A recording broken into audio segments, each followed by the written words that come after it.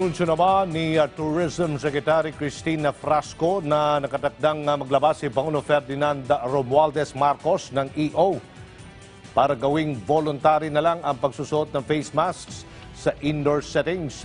Yan ang ating tatalakayin kasama si Dr. Ron Ginsolante, isang infectious diseases expert. Magandang umaga po, Doc. Hi, good morning, Aljo. Doktor, ano po ang inyong reaksyon sa planong gawing voluntary na ang pagsusot ng face mask sa indoor settings? Well, unang-una, no, it didn't come for us as a surprise, no, kasi I think the government really wants to open up the country, open up the economy, and people are encouraged to go on with their lives, no. Pero at the other end, talagang may agam-agam pa rin tayo dyan, no? Especially for now na nandito yung XBB and XBC. And when you make face mask optional indoor, then meron talagang risk yan, Aljo, no? So I think we need to pull with this, no? Especially now that medyo mababa na ang mga kaso natin, it might cause increases, but I hope it will not overwhelm our healthcare utilization also. Ano po nakikita ninyo maging advantage at disadvantage kung opisyal nang may patutupad ito, Doktor?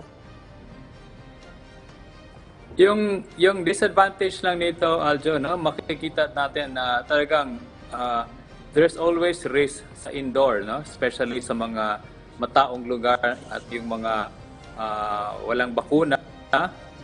Medyo apektado dito, tataas ang mga kaso, may tataas din ang mga risk ng infection, especially sa mga vulnerable population, no? Especially pag magtatanggal ng face mask, no? But I think ang overall advantage pa rin dito is that we want people to, again, empower the people to decide on their own what is best for them, no?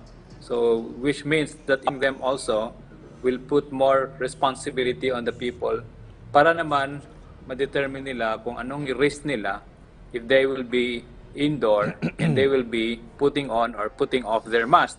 No? That means only na as we meet this pandemic, it's important to trust the people's decision also to be on the safe side in terms of the health protocol.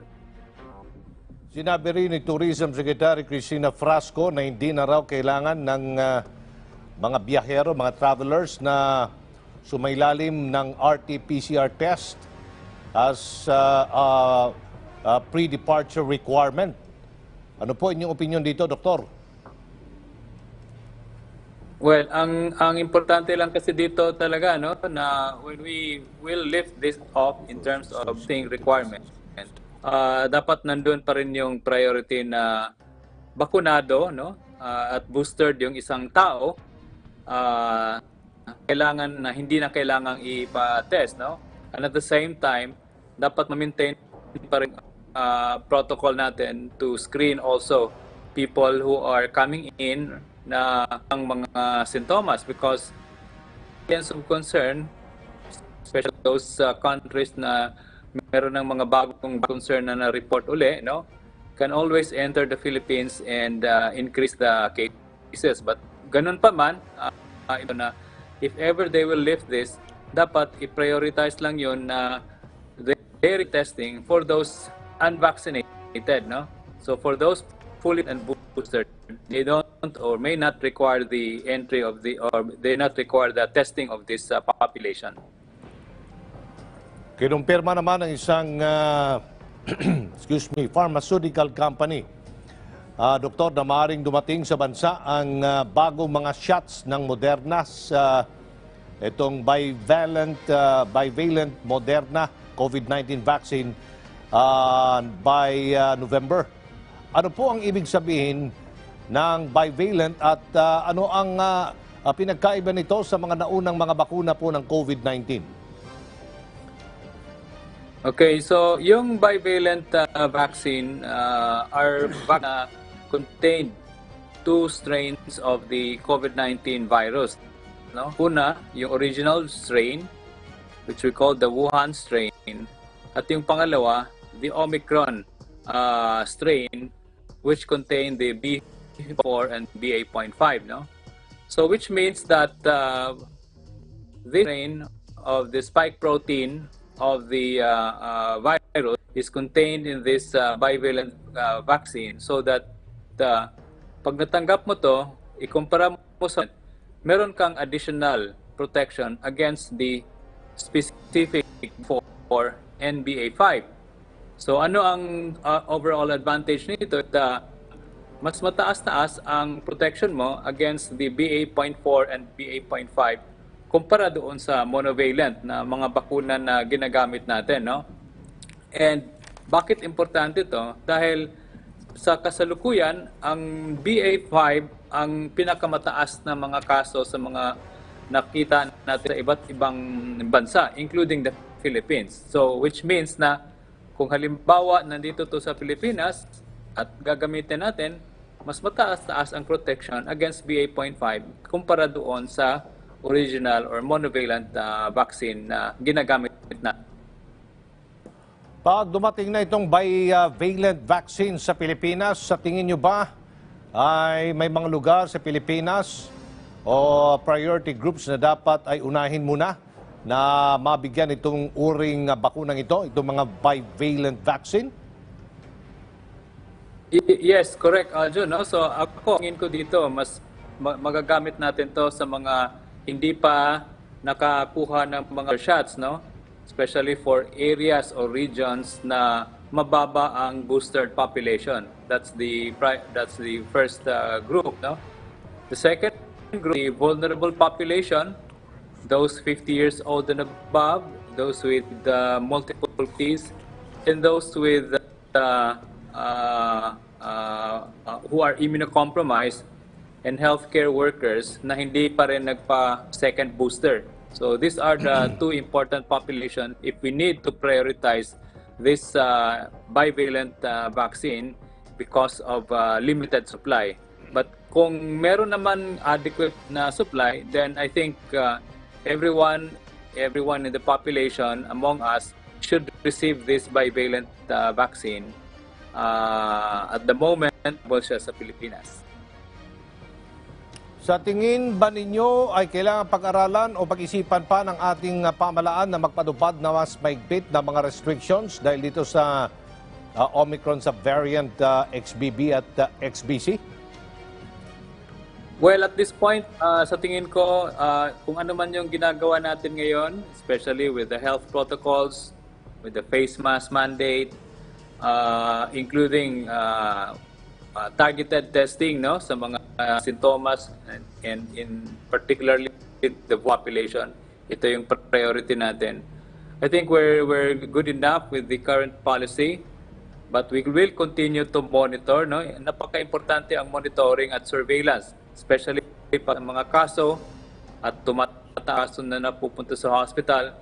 Then that's the time we need to implement more stricter policy or implementation of policies para makontrol natin ang pagtaas ng mga kaso at pagtaas ng mga mamamatay if ever it. Meron bang ibang Omicron subvariant, Doktor, na binabantayan din ngayon ng ibang mga bansa na dapat ay hindi makapasok sa Pilipinas?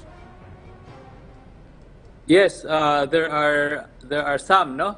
Like in the EU, they're monitoring the BQ.1 and BJ.6, no? So ito yung mga bagong Omicron subvariant na binabantayan, which we believe na can also be as highly transmissible and highly immune evasive, kagaya ng nakikita natin with BA.4, 5, including that XBB. So I think it's important, as I've mentioned, no, sa mga nag-positive, RT-PCR is important for a test para lang masubmit natin yan sa Philippine Genome Center so that we can continue the surveillance and determine kung anong mga subvariant dito na sa Pilipinas. May ilang panawagan din na ibalik na ang random antigen testing sa mga pasahero sa public transports. Ano po ang inyong opinion dito?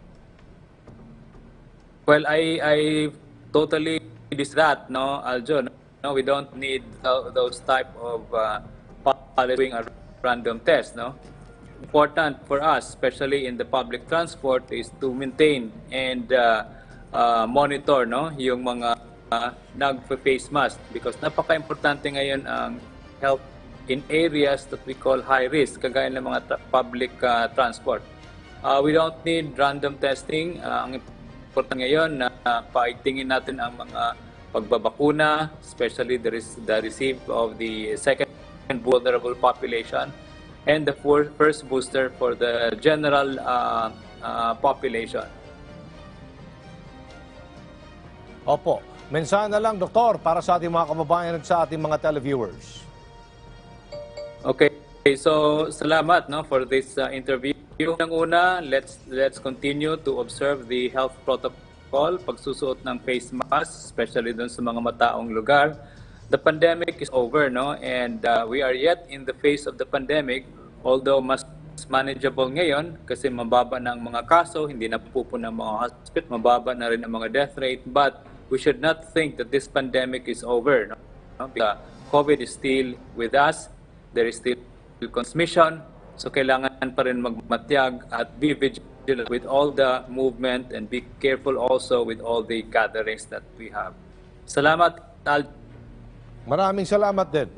Dr. Ron Chinsulante, isang infectious diseases expert.